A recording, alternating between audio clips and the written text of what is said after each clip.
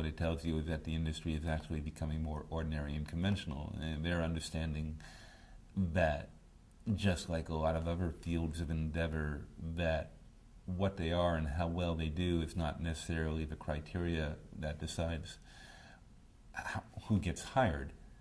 They understand that who gets hired depends in large part on who you know.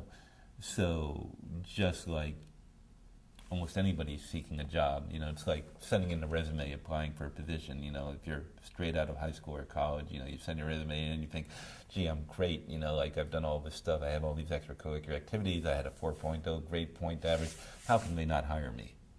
And then of course they see who gets hired in short order, they understand, well, what does that person have that I don't have? It certainly wasn't a credential, and so, they figure it out in short order. So-and-so knew so-and-so in the hiring agency, and they got the job on that basis. And what these firms like Diligence and all the others, and they've discovered that having a Washington presence, having a lobbyist, having a rainmaker, somebody who worked in government, and that can now go back to people in the agencies or to members of Congress and say, look, these are great people, they do a wonderful job. You can take my word for it, and we can talk about it next time we're out there playing on the court, basketball or squash, and I'll fill you in on the details. And these are,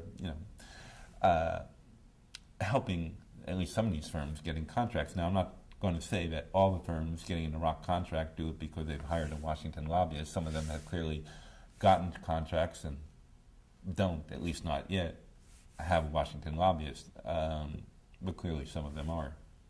Firms are going out and doing this, and they are capitalizing on what is a sort of well-known phenomena, which is that you go and hire somebody who had some political heft and still got some political pull and can get access to the people who are making hiring decisions, and you can say it's a good or a bad thing, and I tend to think that, when you're talking about people who are going out and carrying weapons, that you want that firm to be awarded a contract on the basis of something other than who has the best lobbyist, and to the extent that it does happen because you have a particularly able lobbyist who's able to schmooze with people, then it's a bad thing.